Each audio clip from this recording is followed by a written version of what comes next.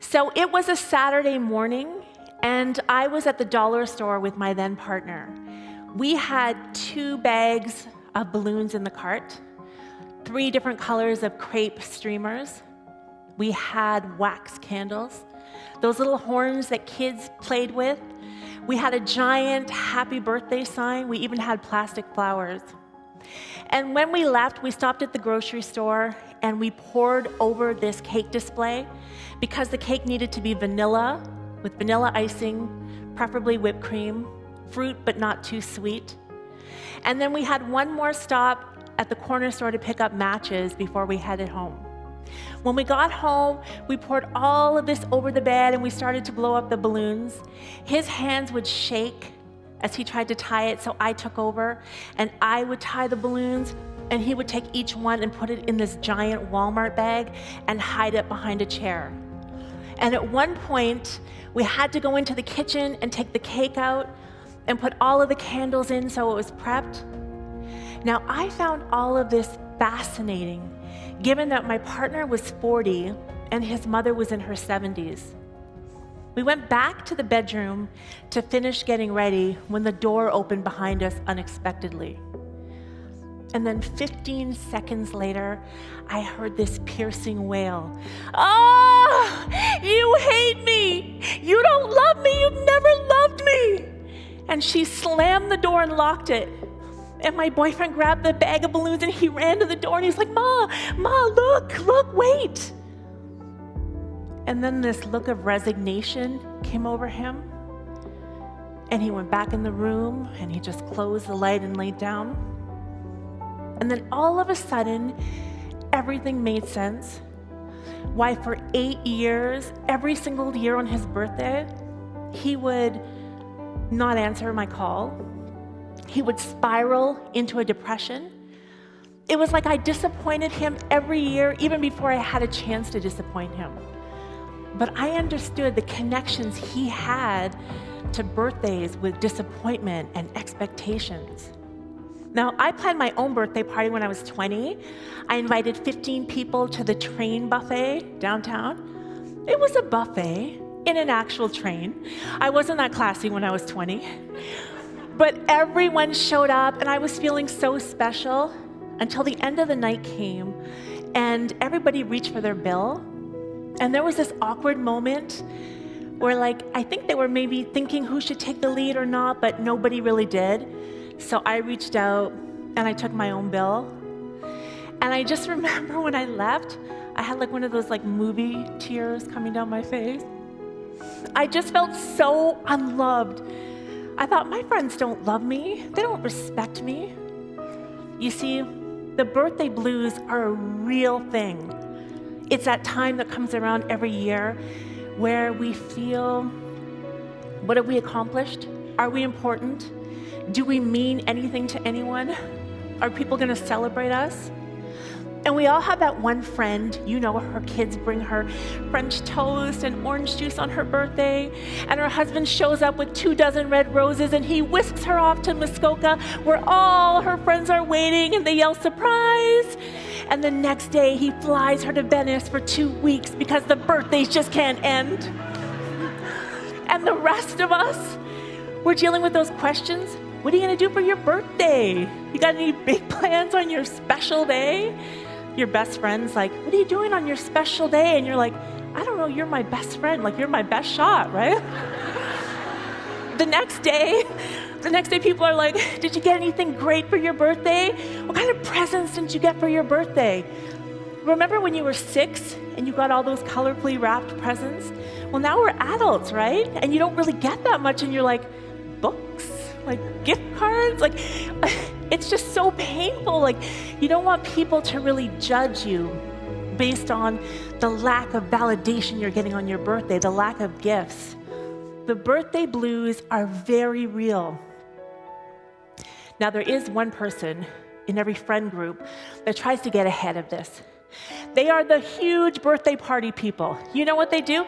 They say, "My birthday's coming, woo, it's my birthday." And they plan and they invite everyone they know, their friends, their coworkers, their neighbors, their concierge, everyone. And you are watching the Facebook group, and you're seeing, and they know half these people are going to cancel. And I'm watching, and I see, oh, John and I would love to come, but we're busy. Oh, we'd love to be there, but we have a baptism. Lying bitch. They have no plans. I promise you. Nobody wants to celebrate you and just validate you on your special day. Now, I watch. I don't like birthday parties, really, but sometimes they have charcuterie, so I'll go.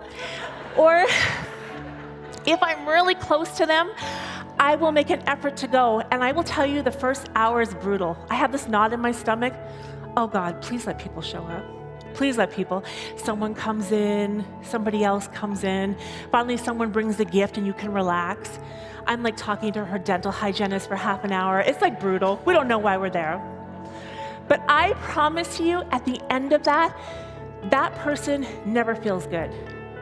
They're thinking about all the people that canceled, all the people that didn't cancel but didn't show up, and all of the people that came to their $1,000 soiree and didn't even bring them a card or a bottle of wine.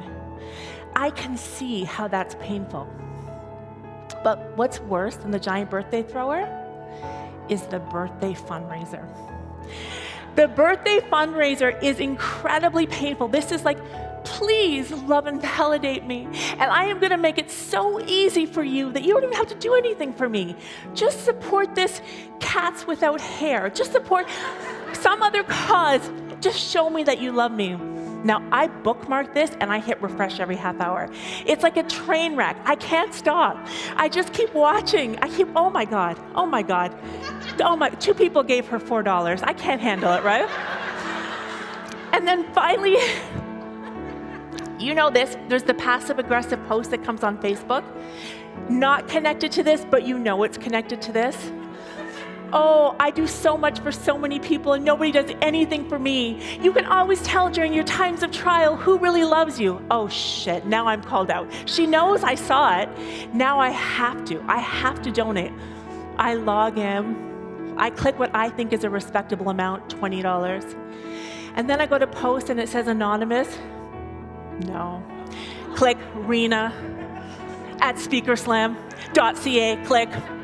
At this point, this has got to be win-win. I don't even like cats. I hate cats. Right? At this point, if I'm donating, I need PR from this. No.